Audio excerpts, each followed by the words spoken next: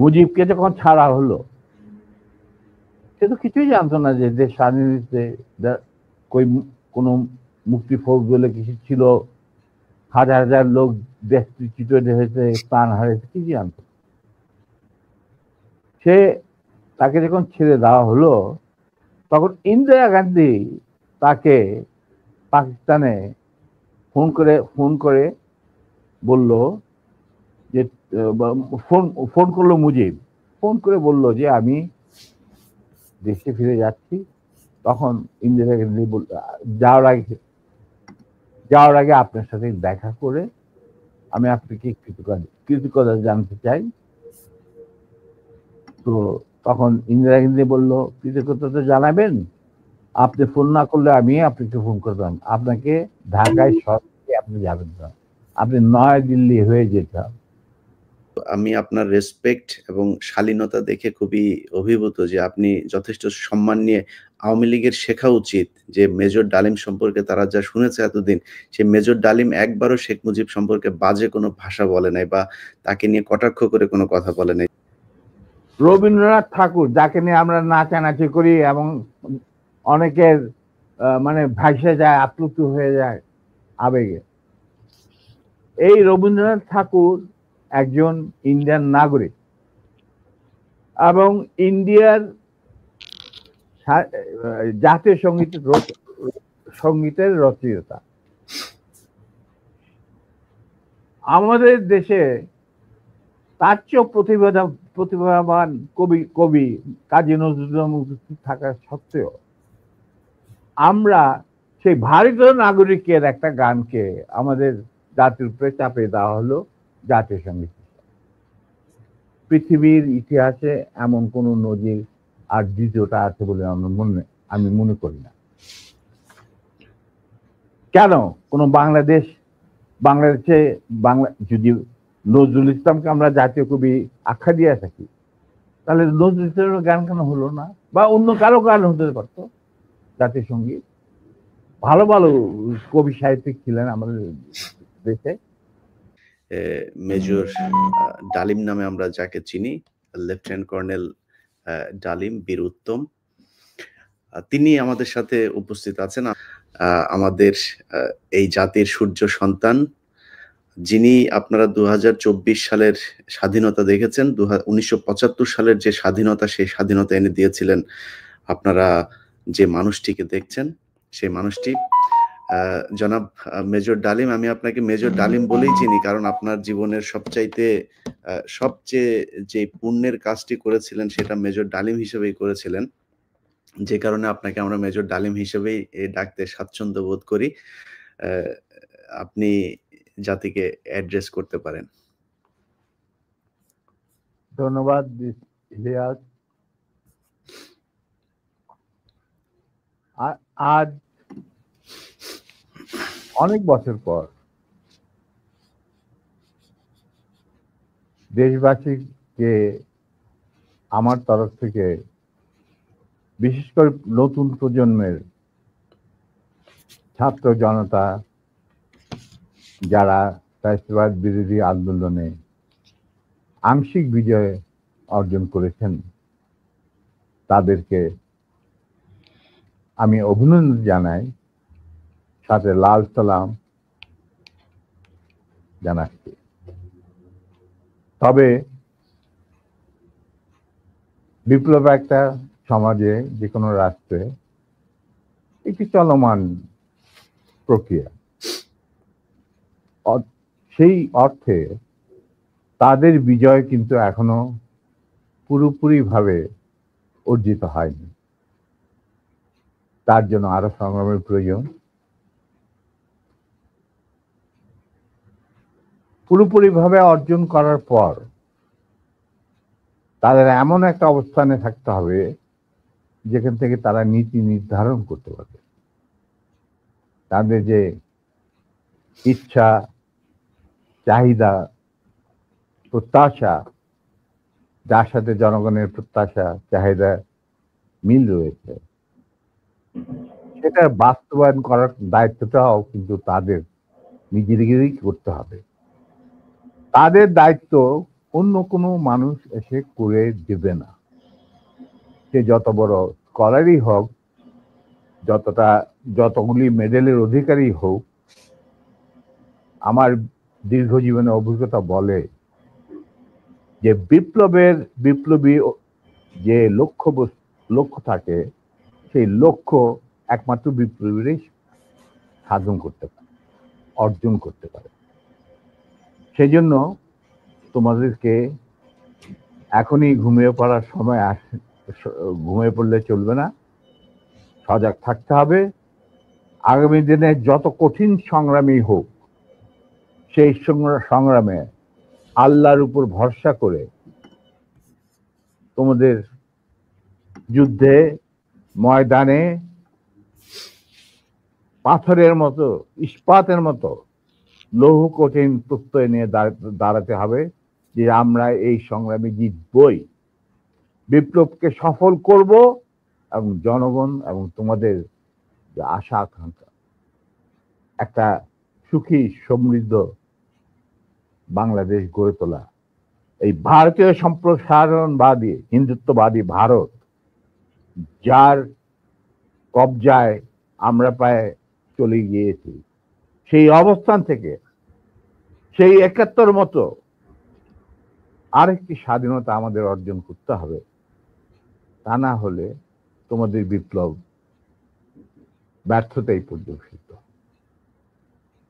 আমি এর বেশি কিছু আর বলতে চাই না স্যার। সরাসরি মানুষ এই 50 বছর যে প্রশ্নটা আপনাকে করার জন্য অপেক্ষায় আছে আমি মনে করি, ৭৫ কেন হয়েছিল স্যার?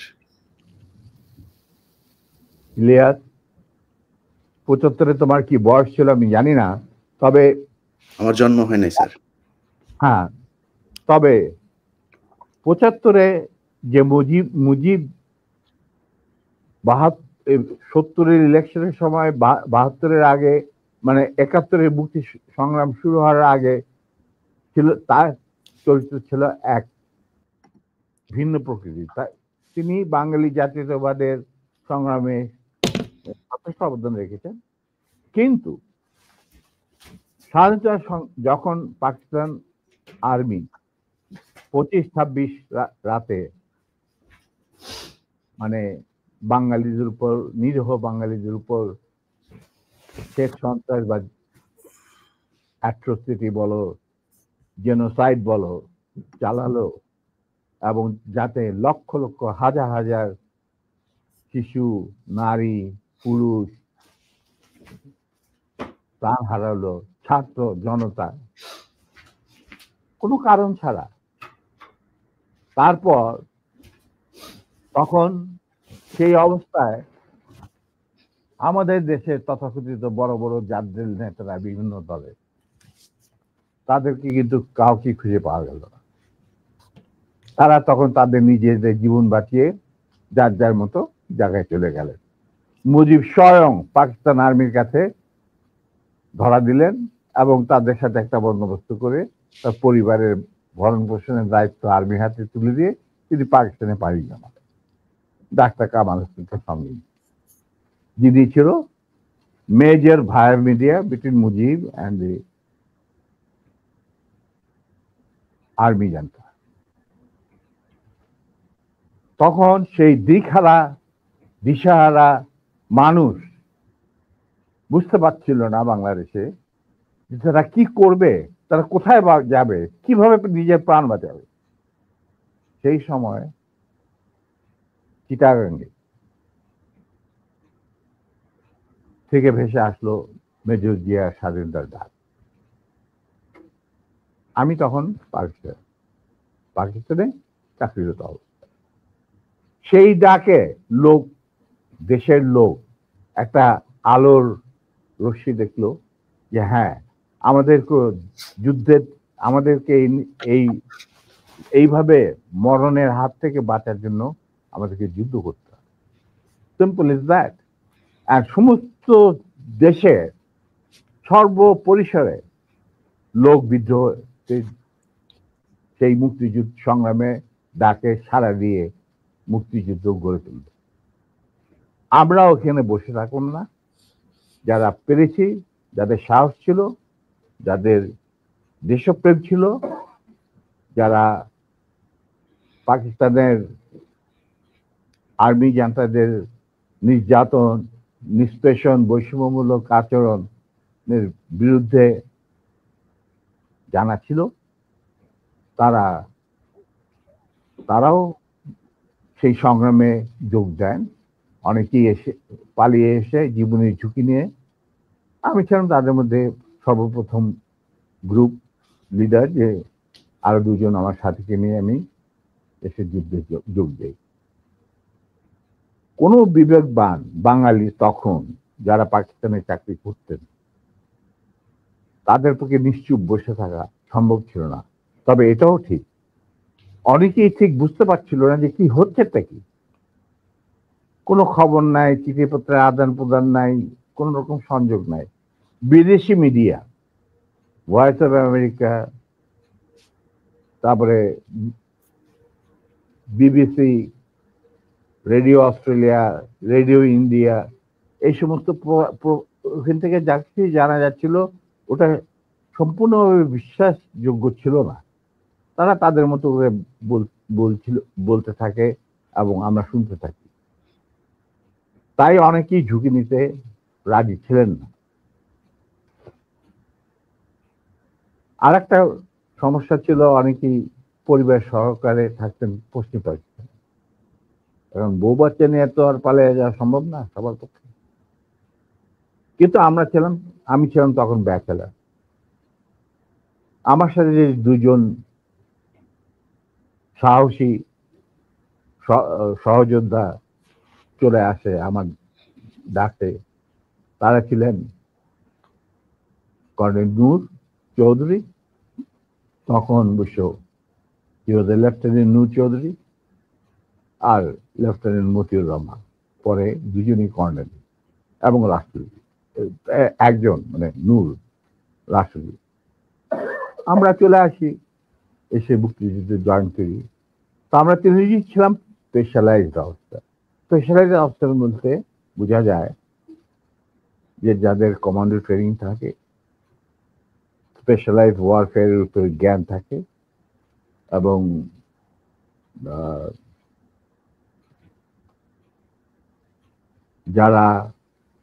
যাদের ইন্টেলিজেন্স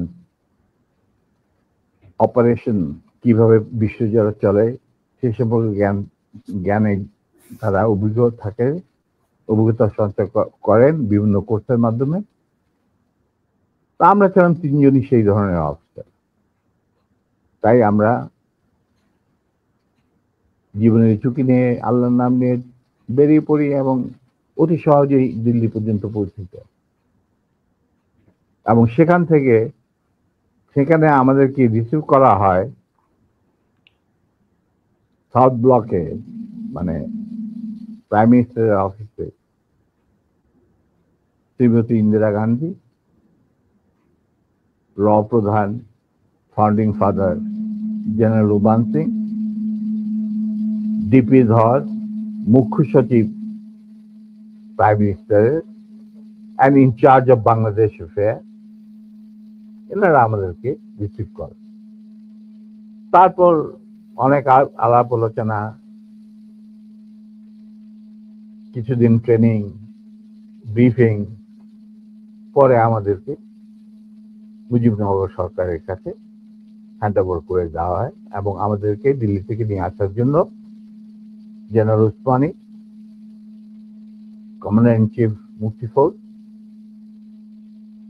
জনাব Tajuddin, prime minister of the provisional government, 7 দফা চুক্তি করার পর, আর ফরেন মিনিস্টার খন্দকার মুশতাক আহমদ, যিনি আমার বাবার ক্লাসমেট, তারা আসেন দিল্লিতে।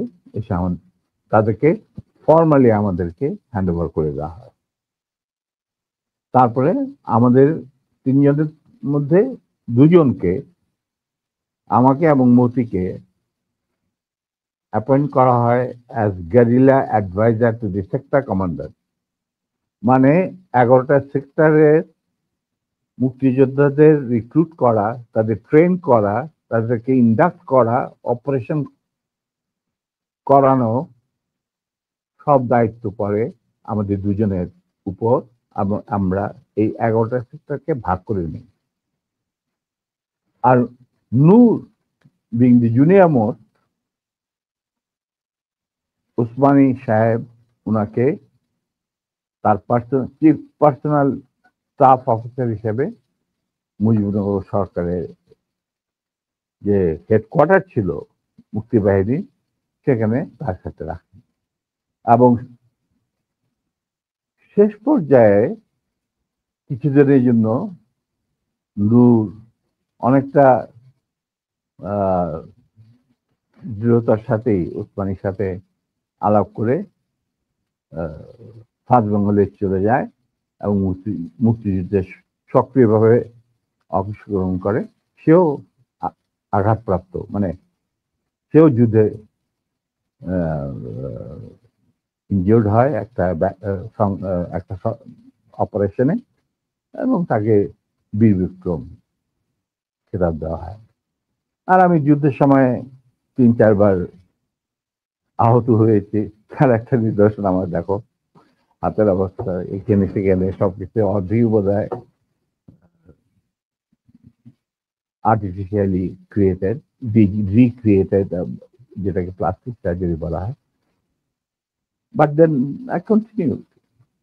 তারপর সেনাবাহিনী গঠন করা, বাংলাদেশ মিলিটারি একাডেমি স্থাপন করা, পিটি স্কুল মানে ফিজিক্যাল ট্রেনিং স্কুল স্থাপন করা, সিলেটে ওয়েপন অ্যান্ড ট্যাকটিক্স শেখার স্কুল স্থাপন করার সব দায়িত্ব আমরা পালন করি। এর সাথে সাথে চলে রিক্রুটমেন্ট ফর আর্মির যে 5টা ব্রিগেডের সাইকেল দিয়েছিল মুজিব, এই ব্রিগেড 5টা এবং বিমান বাহিনী, নৌবাহিনীর জন্য রিক্রুটমেন্টের ইনচার্জ ছিলেন deputy chief of staff Ziaur Rahman. যদিও তিনি সিনিয়র ছিলেন, তাকে তো বানায়নি চিফ, তাকে তো অ্যাজ এ কর্নেল বের করে দিতে চাইছিল, কিন্তু পারেনি, আমাদের জন্যই পারেনি। আচ্ছা, যাই হোক, ওনার স্টাফ অফিসার হিসেবে দায়িত্ব পড়ে আমার উপর। আর আমি একাই আমার অন্যান্য সহযোদ্ধা কমান্ডারদের লিস্ট ওরা পাঠিয়ে যেত। আমি প্রায় 25,000 প্রাক্তন মুক্তিযোদ্ধা যারা আমাদের আন্ডারে চাকরি করেছে, মানে যুদ্ধ করেছে, তাদেরকে আমি আর্মিতে, এয়ারফোর্সে, মানে ডিফেন্স ফোর্সে, নেভি ইনক্লুডেড, নিয়োগ রিক্রুট করি। তারপর চাকরি করতে থাকি,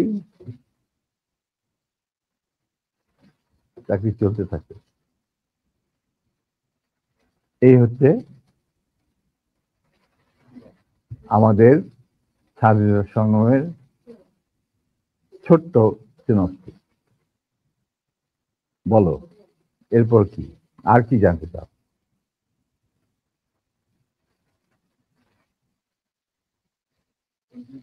দুঃখিত, না, এরপরের যেই আমার মূল প্রশ্নটা ছিল যে কোন পরিস্থিতিতে 75-এর 15ই আগস্ট হলো?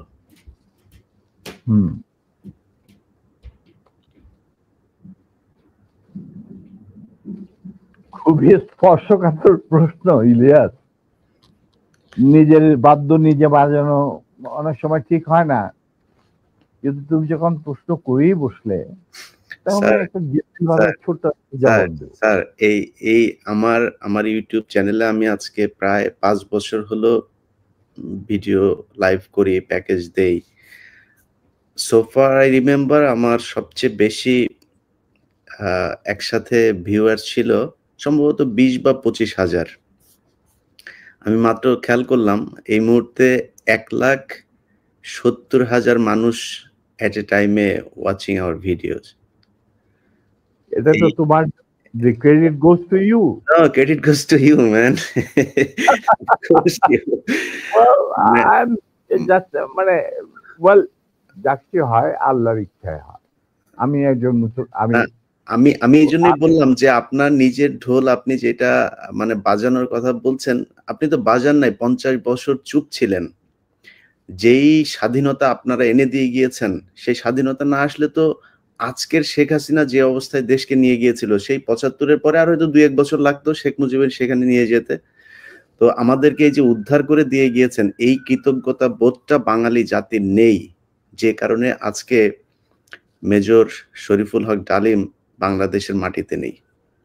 অথচ আপনাদেরকে সর্বোচ্চ সম্মাননা দিয়ে আমাদের দেশে রাখা দরকার ছিল। সেই সম্মানটুকু আমরা দেখাতে পারি নাই বলেই মাঝে মধ্যেই আবার ২০২৪ আসে। তো আপনি ওইটা নিয়ে আমার মনে হয় দেরি তো অবশ্যই হয়েছে, কিন্তু আমাদের জানা উচিত। এই জাতি প্রতিটা মানুষ জানতে চায় কি হয়েছিল ৭৫ এর ১৫ই আগস্ট। প্রথম কথাটা হচ্ছে যে 15ই আগস্ট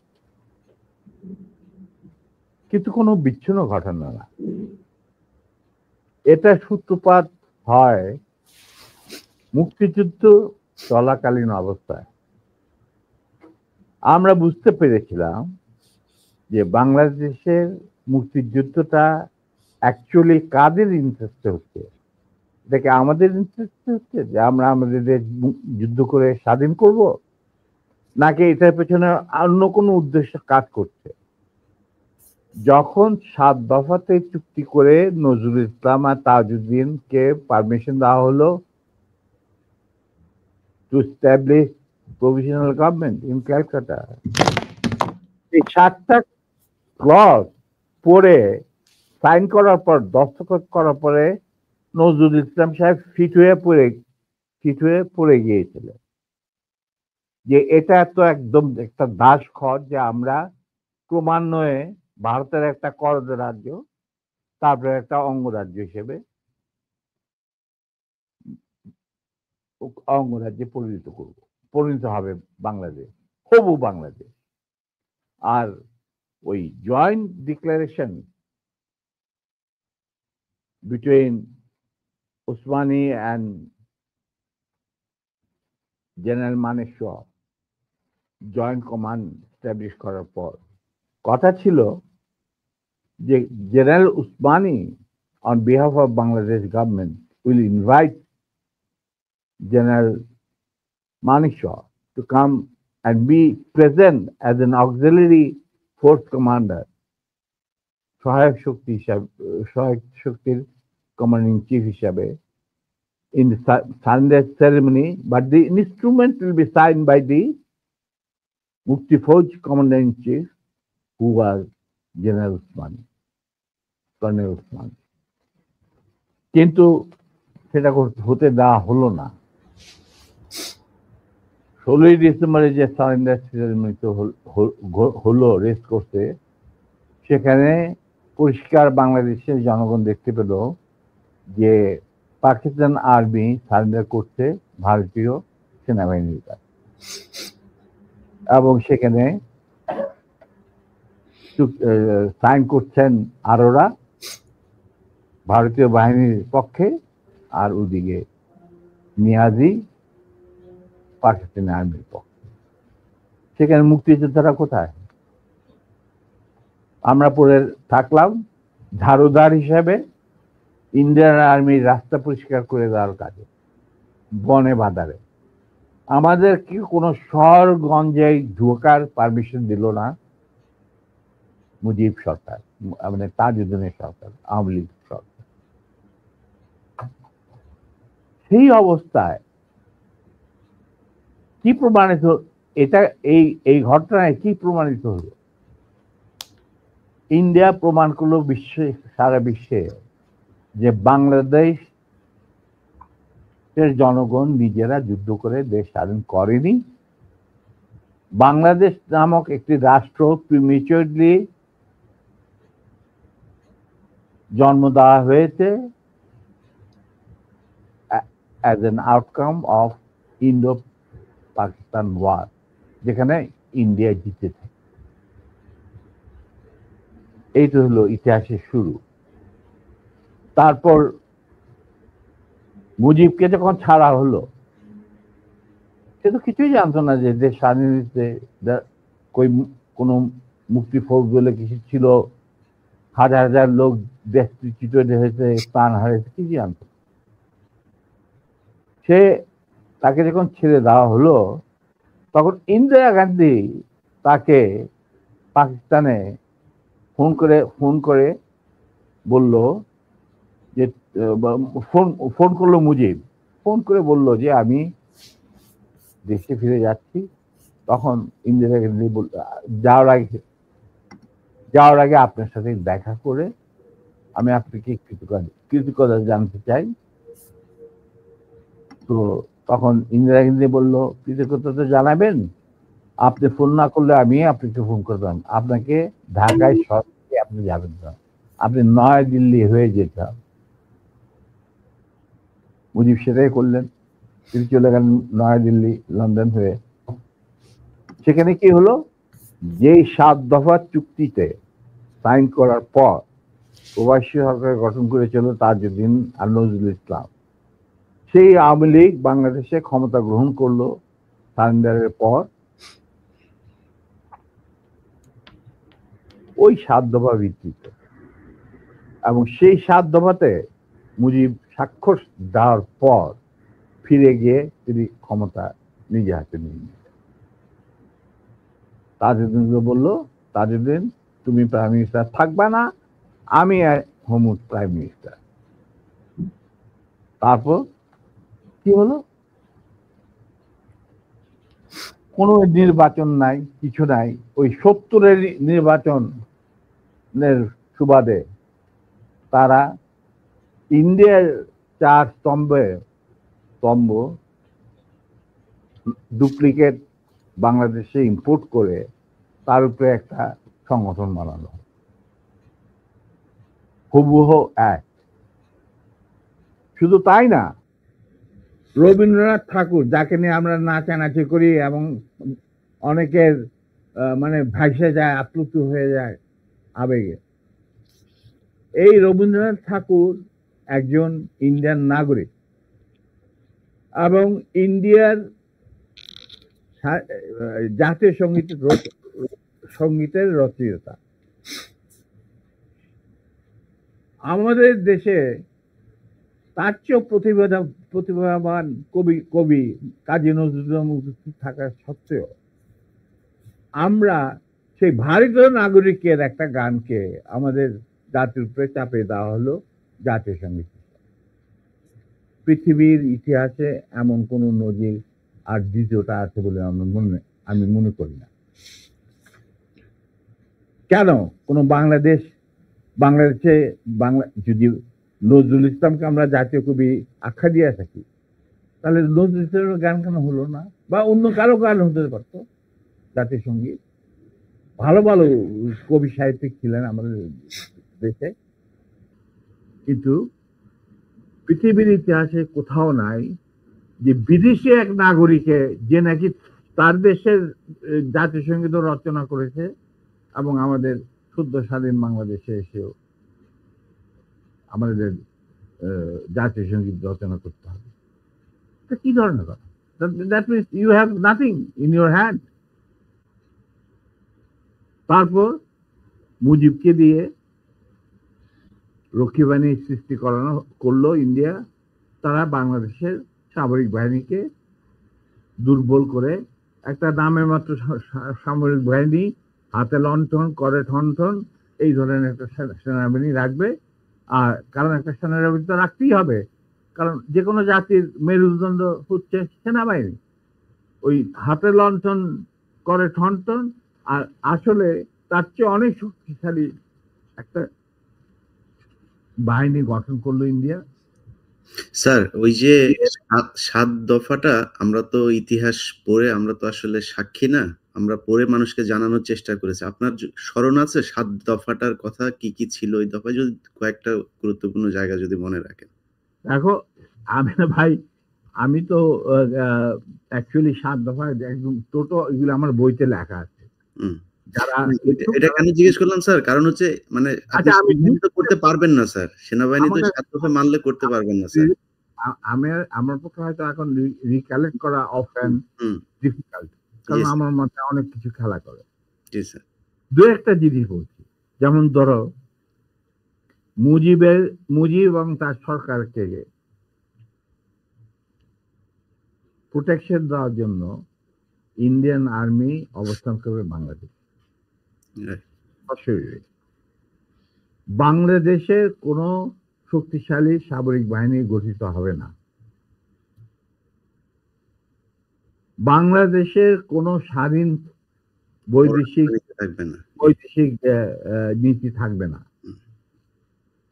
বাংলাদেশের শাসন ব্যবস্থা, আমলাতন্ত্র, শিক্ষা ব্যবস্থা, স্বাস্থ্য ব্যবস্থা, শিল্প ব্যবস্থা, কৃষি ব্যবস্থা সবকিছুই চলবে ভারতীয় বিশেষজ্ঞদের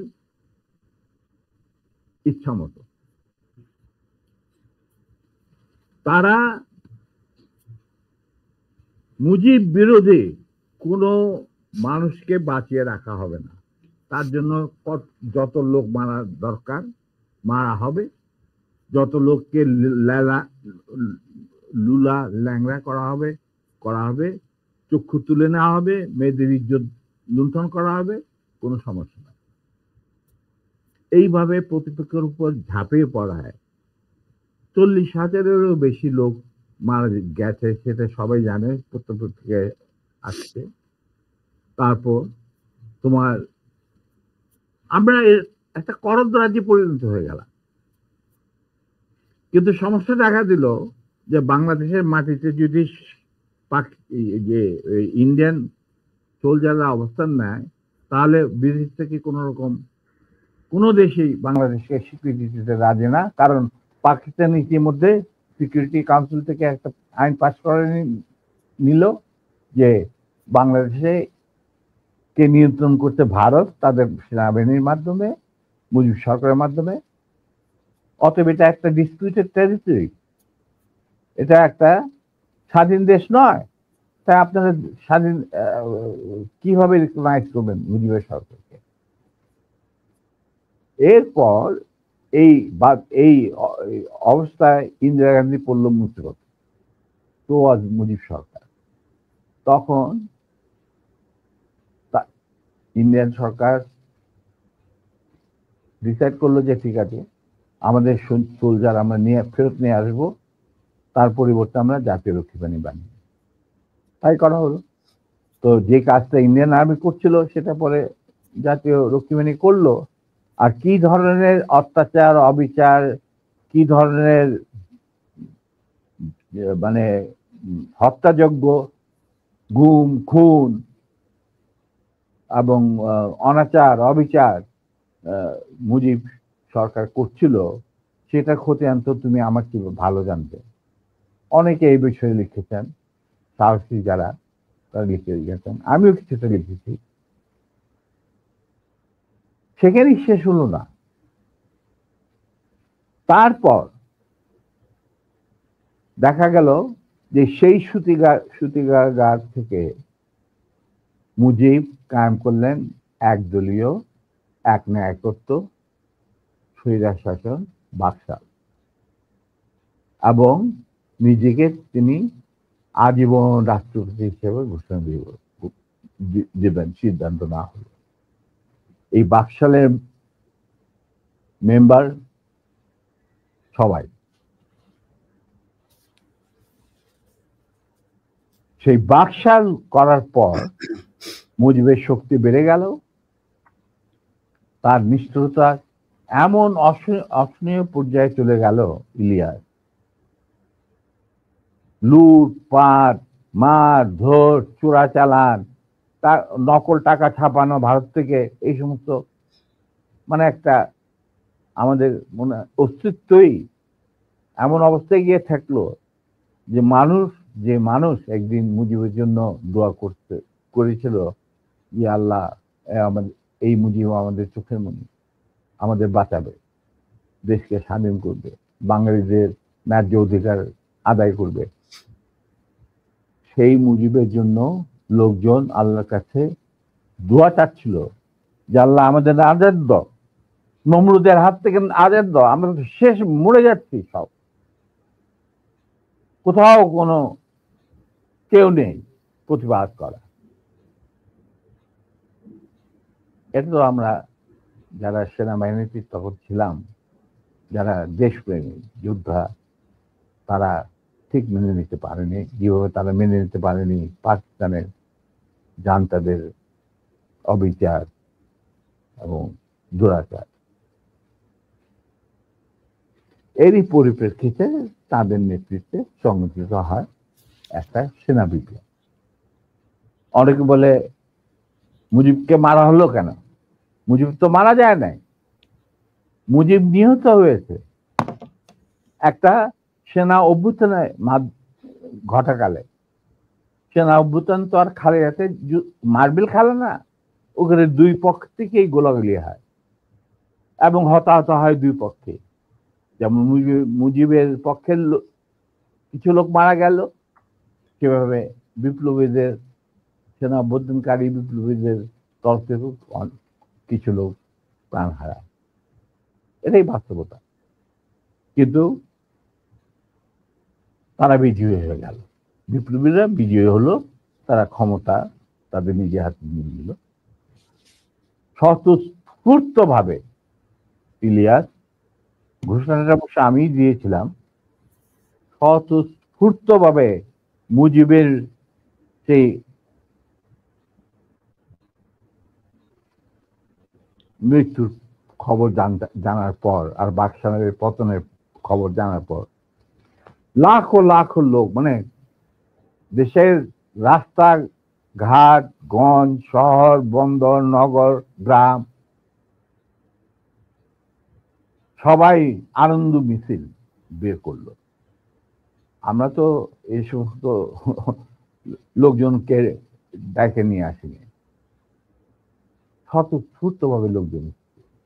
আর যে সমস্ত রাজনৈতিক নেতা বা দলগুলো আন্ডারগ্রাউন্ড ছিল, তারাও জনসমর্থন নিয়ে রাস্তায় চলে আসে।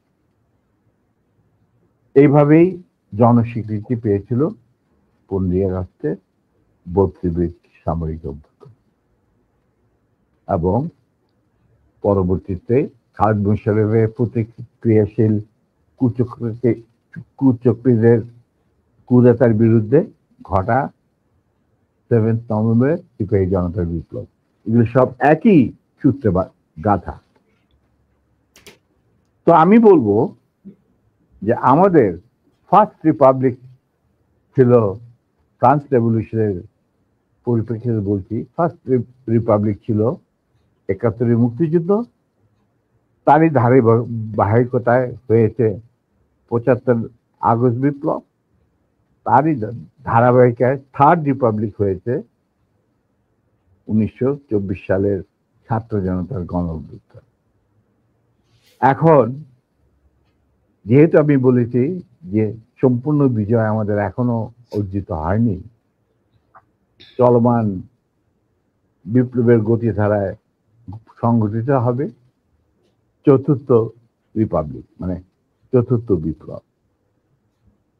আমি এবং আমার সাথী ভাইরা যারা এখনো বেঁচে আছেন, যে অবস্থাতেই আছেন, আমরা যদি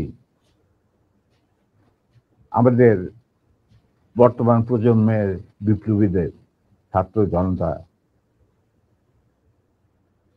তাদের বিপ্লবী কাণ্ডে কোন রকম অবদান রাখতে পারি, আমাদের নিজস্ব অভিজ্ঞতা, যোগাযোগ থেকে, তাহলে আমরা সেটা করতে প্রস্তুত, পিছপা হব না ইনশাআল্লাহ। এবং আমরা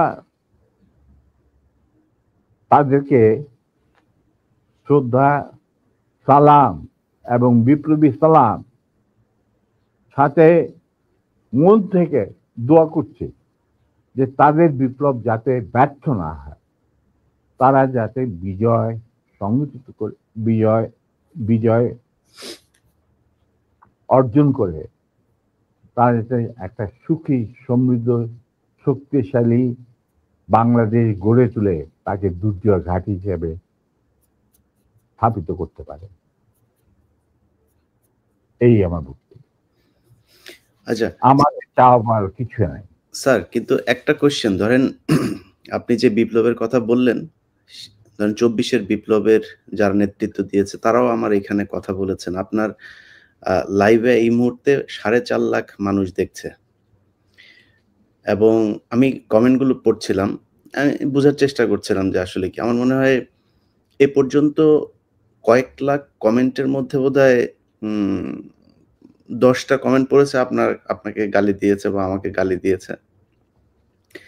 এত জনপ্রিয় একজন মানুষ, আপনি দেশ থেকে চলে যেতে হলো কেন স্যার? সেই কাহিনীতে এই মুহূর্তে যাওয়া ঠিক হবে কি? মাফ করে দিয়েছি। জিয়া রহমান আমাদেরই একজন ছিলেন। আচ্ছা, to be frank with you, উনি কোরআন শপথ নিয়ে আমাদের সাথে কাজ করতে রাজি ছিলেন, কিন্তু পরবর্তী পর্যায়ে তিনি তার নিয়ত থেকে সরে আসেন। তার জন্য তো আমরা দায়ী নয়, উনি দায়ী। এবং যদি ভালো করে থাকেন সেটা প্রাপ্য তিনি হয়তো পেয়েছেন, যদি খারাপ করে থাকেন সেটা আমাদের সাথে না চলায় যদি তার কিছু খারাপ হয়ে থাকে তার জন্য তো আমরা দায়ী নেই। তবে হ্যাঁ, একটা সময়ে আমি যখন চীনে ছিলাম রাষ্ট্রদূতাবাসে, তিনি আমার বাবা কিন্তু জিয়া রহমানের ক্যাবিনেটের সিনিয়র মিনিস্টার পদে নিযুক্ত ছিলেন। কারণ আমার বাবা মনে করতেন যে আমরা আর জিয়া রহমান সব এক, কিন্তু উনি ভেতরে খবর জানতেন না। জিয়া রহমান যখন দেখলো যে তিনি সেনা পরিষদের প্রায় ৪,০০০ লোককে মেরে ফেলেছেন তার ক্ষমতাকে কুক্ষিগত করার জন্য, আমরা তারপরে যখন তিনি দেখলেন যে তার অবস্থা খুব খারাপ, ভেতরের খবরটা সাধারণ জনগণ দেখে না, সাধারণ জনগণ দেখছে জিয়া রহমান সানগ্লাস, রেবন, গঞ্জি, কাঁধে কোদাল বসে আছেন, এই সমস্ত। কিন্তু ভেতরে যে কি হচ্ছিল আসল ক্ষমতা কেন্দ্রে, সেই সম্পর্কে সাধারণ জনগণ জানারও কোনো স্কোপ ছিল না, তারা জানতেন না। সেখানে তার অবস্থা ছিল নরবলে, কারণ ওইখানে তিনি ডিভাইড এন্ড রুল নীতি প্রয়োগ করেছিলেন, যেটা খুবই মারাত্মক একটা হুমকি ছিল তার জন্য। তিনি হয়তো বুঝতে পারেন নাই। তিনি যখন রাষ্ট্রীয় সফরে আসেন, আমার বাবাকে deputy head of the delegation করে নিয়ে আসলেন এবং আমাকে বললেন যে let us forget and forgive, তোমরা আমাদের পাশে দাঁড়া। আমরা বললাম স্যার, এটা আপনার পক্ষে, আপনার বললেন আমি কৃতার্থ, কিন্তু আমার মনে হয় আমাদের পক্ষে সেটা সম্ভব। কারণ এর জন্য সম্ভব না, আপনি আমাদের সহকর্মীদের রক্তে যে রক্তক্ষরণ ঘটিয়েছেন, সেই রক্ত মারিয়ে আপনার পাশে যদি গিয়ে দাঁড়াই, প্রথম গুলিটা আমাকেই যেতে হবে, মুনাফেক হিসাবে। তার আমি আপনাকে বাঁচাবো, বা আমরাই বা আপনাকে বাঁচাবো, সে রাস্তা তো আপনি বন্ধ করে দিয়েছেন স্যার। এটা কত সালে স্যার? এটা যে জিয়া রহমান কোন সালে গিয়েছিল মনে হয় ৮১। 76 না 77, সামথিং লাইক দ্যাট। ওই যে ওনার একটাই রাষ্ট্রীয় সফর ছিল চীনে, এটা তুমি দেখে নিতে পারো, আমার বইতে লেখা আছে সব। আচ্ছা, 77 বলে। এবং তার সাথে যে আমার কি ডায়লগ হয়েছে 1 to 1, যেটা মধ্যে আর কেউ উপস্থিত ছিল না, পাশের ঘরে অবশ্য বেগম সাহেবা ছিলেন। আচ্ছা স্যার, আরেকটা জিনিস পরিষ্কার হয়েছে স্যার, আপনি কি একটা বলছিলেন যে কোরআন শপথ করা হয়েছিল, মানে কি হয়েছে? আমি বলি, শোনো, এই যে সেনা পরিষদ, আমরা যখন ভারতে যুদ্ধ করছিলাম, যখন আমরা বুঝতে পারলাম ভারতের গেম প্ল্যানটা, তাদের একটা সুদূর প্রসারী চক্রান্তমূলক একটা পরিকল্পনা রয়েছে, বাংলাদেশকে প্রথমে ক্লায়েন্ট স্টেট তারপরে অঙ্গভূত করা, সিকিমের মতো। আর সেখানে লেন্দুদ্দোজি ছিলেন, আমাদের মুজিবুর রহমানকে বানানো হলো তাজউদ্দিন, আর পরে মুজিবুর রহমানকে বানানো হলো সেই লেন্দুদ্দোজি। এটা যখন আমরা বুঝতে পারলাম, তখন সমমনা কমান্ডার যারা পলিটিক্যালি কনসিয়াস ছিল ছাত্র জীবনে ধরো বা পরবর্তী জীবনে, তখন আমরা বললাম যে আরে আমাদের তো আসল যে যুদ্ধ সেটা তো হবে স্বাধীনতার পর। ভারতের আগ্রাসী মনোভাব নিয়ে যখন বাংলাদেশকে গিলে খেতে চাবে, সেইটার বিরুদ্ধে আমাদেরকে লড়তে হবে। তার জন্য আমাদের প্রস্তুত থাকতে হবে, প্রস্তুতি এখনই গ্রহণ করতে হবে। তখন আমরা ওই মুক্তিযুদ্ধের আড়ালে আমরা সেনা পরিষদের বীজ বপন করি। তো তোমার মনে থাকার কথা, যদিও Zia Rahman declaration of independence দিয়েছিল, প্রথমে তিনি নিজেকেই অস্থায়ী সরকারের প্রধান হিসাবে দাবি করেছিল, মানে ভাষণে বলেছিলেন। পরে ইন্ডিয়ার চাপে উনি থেকে বদলে যে মুজিবুর রহমানের ইনস্ট্রাকশনে আমি এই ঘোষণা দিলাম স্বাধীনতা। এরপরেও কিন্তু তার প্রতি ইন্ডিয়ান সরকার বা আওয়ামী লীগ সরকার কখনোই আস্থা রাখতে পারে নাই। তারা তাকে সেক্টর কমান্ডারের অবস্থান থেকে সরিয়ে এনে হেডকোয়ার্টার দাম করে এক সেফ হাউসে, মানে আমাদের কিছু সেফ হাউস ছিল যেখানে আমরা থাকতাম, বা আমাদের সাথীরা সুজাত কল্যাণীতে, মানে এই প্রভাব অফ ক্যালকাটা একটা বাড়িতে ওনাকে না নিষ্ক্রিয় করে রাখা হইত। তখন কেউ জিয়া রহমানের আশেপাশে যায় না, কারণ উনি ভারতের চক্ষুষু, উনি আওয়ামী লীগের চক্ষুষু, তো কে যাবে ওনার সাথে দেখা করতে? তখন কিন্তু কারণ আমি জিয়া রহমানকে অনেক আগে থেকে চিনি, পাকিস্তান আমল থেকে চিনি, একসাথে কাজও করেছি। যাই হোক, আমি গিয়ে ওনার সাথে যোগাযোগ করি এবং তাকে বুঝাই যে স্যার আপনি ধৈর্য ধরুন, আমরা আপনাকে সহজে হারাবো না। তখন আস্তে আস্তে আমরা তাকে বলি যে আপনি এরকম আসল উদ্দেশ্য যে ভারতের, সেটাকে বানচাল করার জন্য এখন থেকে আমরা প্রস্তুতি নিচ্ছি। আপনি কি আমাদের সাথে থাকবেন কি থাকবেন না সেটা আমাদের তরফ থেকে আমাকে পাঠানো হয়েছে জানার জন্য, কারণ আমি আপনার কাছে সবচেয়ে ক্লোজ ছিলাম পাকিস্তান আর্মি, সবাই জানে। আচ্ছা, উনি বললেন কি তোমাদের কর্মসূচি? তখন আমি তাকে আমাদের কর্মসূচি দিলাম, যেটা 25 বছরের একটা কর্মসূচি ছিল ইলিয়া। তুমি যদি এই কর্মসূচিটা পড়ে, এই কর্মসূচিটা আমরা তৈরি করেছিলাম বিভিন্ন সেক্টরের মুক্তিযোদ্ধা এবং অন্যান্য সাধারণ জনগণের আশা আকাঙ্ক্ষার পরিপ্রেক্ষিতে। সেই কর্মসূচিটা পড়ার পর উনি এটাকে মেনে নেন। তো আমি বললাম যে স্যার আমাদের সমস্যা হচ্ছে আমরা সবাই প্রায় সমবয়সী, আমাদের একজন সিনিয়র অফিসার দরকার যাকে আমরা ট্রাস্ট করতে পারি, তাকে আমরা কেন্দ্র করে এগিয়ে যেতে চাই এই সেনা পরিষদের কর্মসূচি বাস্তবায়নের জন্য। স্বাধীনতার পর, স্বাধীনতা যুদ্ধ তো করবোই, স্বাধীনতার পর এই কর্মসূচি আমরা বাস্তবায়ন করব অন্যান্য সমমনা দেশপ্রেমিকদের সঙ্গে নিয়ে। তখন উনি এটা খুব কেয়ারফুলি আমাদের কর্মসূচি পড়লেন। তারপরে আমি একদিন গেলাম, উনি বলে যে আমি পড়লাম, আমি সম্পূর্ণভাবে একমত, স্বাধীন বাংলাদেশকে একটা সুখী সমৃদ্ধ আত্মনির্ভরশীল এবং আমাদের সংস্কৃতির ভিত্তিতে নতুন বাংলাদেশ গঠন করার জন্য এর চেয়ে ভালো কোনো রকম কর্মসূচি হতে পারে না। আমরা ধাপে ধাপে এটাকে কার্যকারী করব। তখন আমি বললাম, তাহলে কি আপনি আমাদের সাথে কাজ করতে রাজি আছেন? আমরা আপনাকেই আগে রেখে আমরা কাজ করতে চাই, কারণ you are the senior most, এবং আপনি একজন সৎ ব্যক্তি। উনি সৎ ছিলেন ব্যক্তিগতভাবে। আর তবে আপনার সমস্যা হচ্ছে আপনি বাংলা জানেনও না, বাংলা বলতে পারেন না, লিখতে পারেন না, আপনি সারা জীবন পাকিস্তানে বড় বড় হয়েছেন, ওখান থেকে আমি দ্যাটস নট এ প্রবলেম। আমরা রয়েছি আপনার গ্রাউন্ড ওয়ার্ক করার। আপনি যদি রাজি থাকেন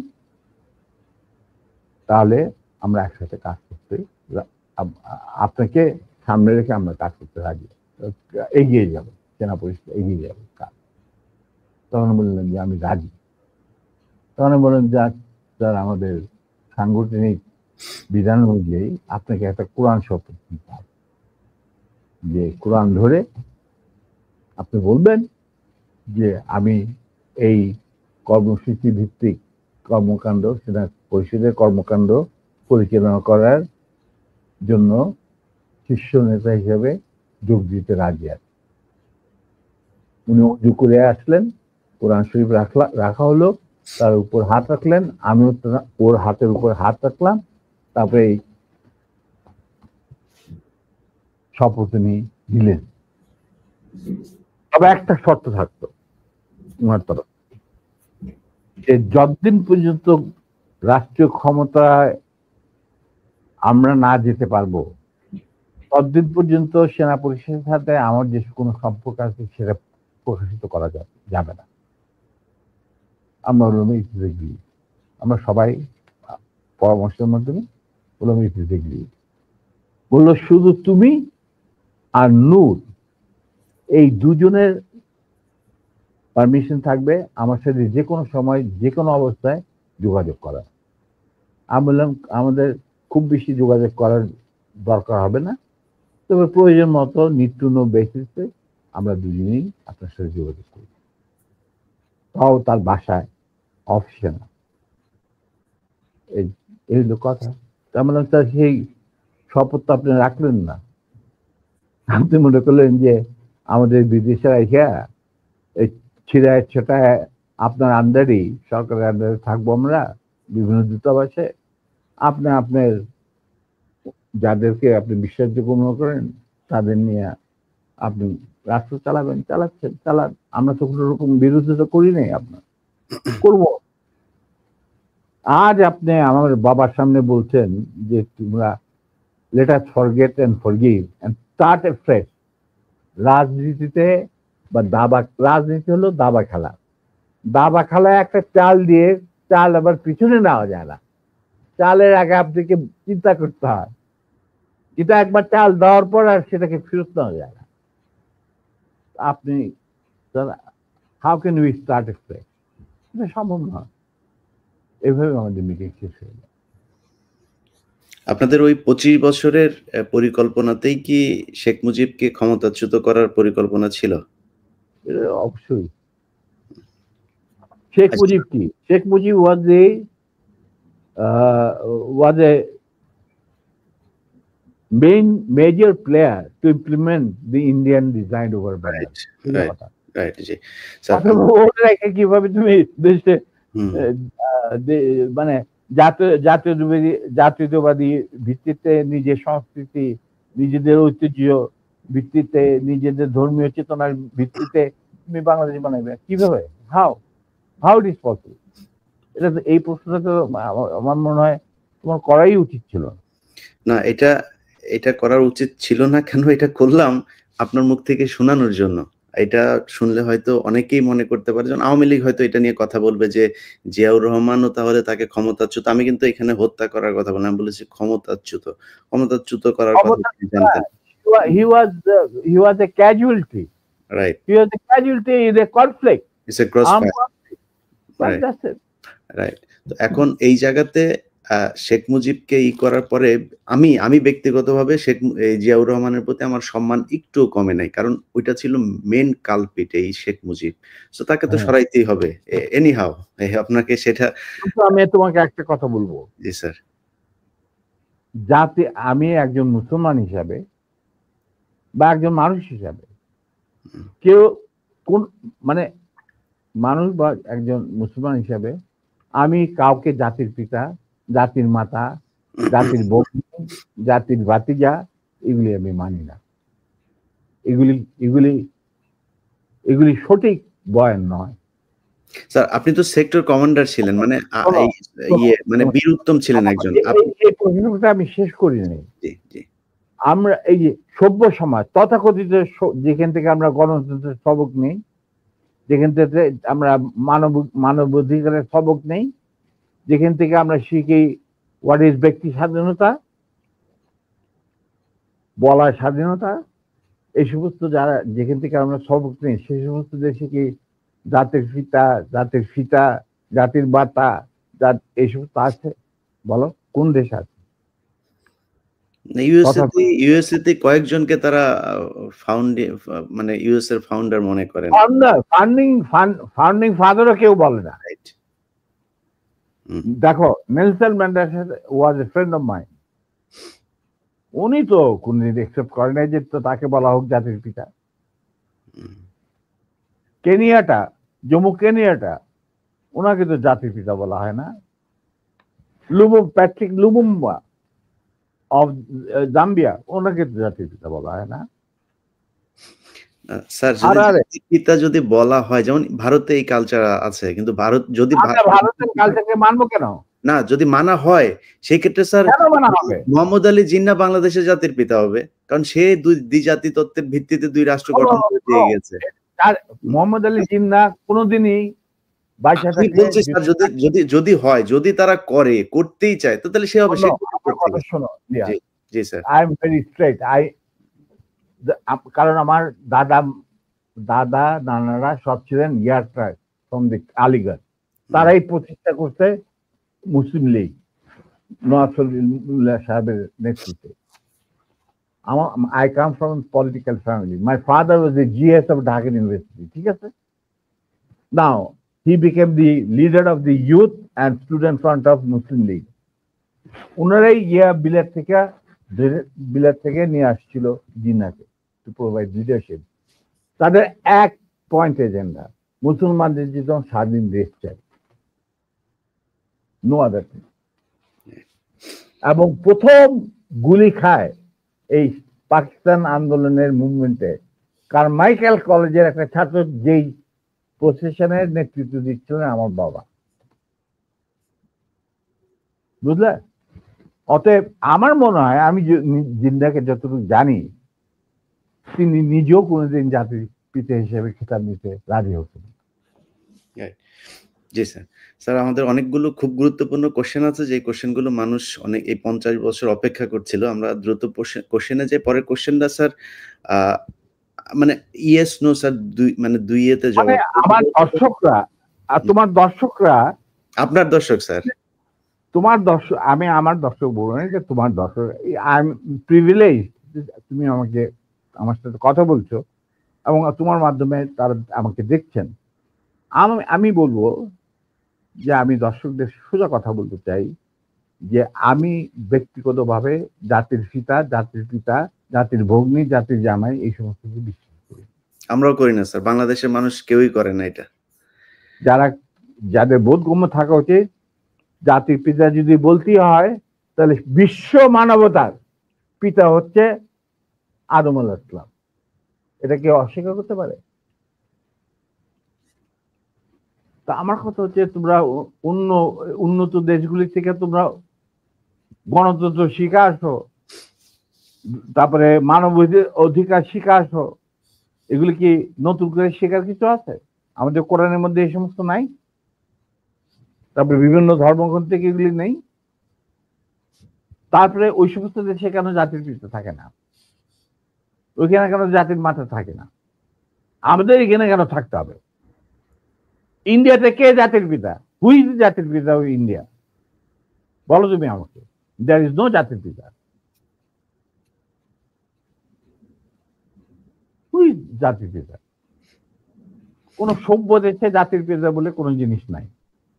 এটা হলো আমার শেষ কথা। এটা তো স্যার মুজিববাদ প্রতিষ্ঠিত করতে হবে। যাক স্যার, আমি এক কথা, একটা গ্রুপের একটা একটা সেগমেন্ট অফ দি পপুলেশনের চিন্তা ভাবনা কথা না বলছি। স্যার, না স্যার, সেগমেন্ট অফ যদি পপুলেশন নয়, এটা এটা আলাদা একটা রিলিজিয়ন। আওয়ামী লীগ হচ্ছে একটা ধর্ম, ওদের ধর্মের এই প্রফেট হচ্ছে গিয়ে শেখ মুজিব। এটা শুধু শুধু মানুষ না, ওরা ওরা ওরা আরেক জিনিস। এটাকে আপনি ঠিক করতে পারবেন না। ওরা তো মানুষ না হলে অমানুষ হোক বা অন্য গ্রহ থেকে ওরাদের আগমন হোক, আমি বলবো তাদের মেন্টর যে ভারত, হুম, হুম।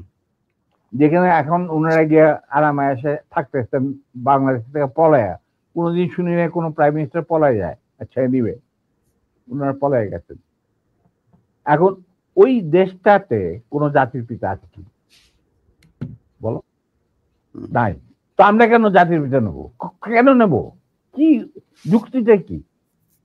বাংলাদেশের স্বাধীনতার ব্যাপারে বা স্বাধীনতা আগ পর্যন্ত বাংলাদেশকে পৌঁছানোর রাজনীতিতে কি শুধু মুজিবের অবদান ছিল?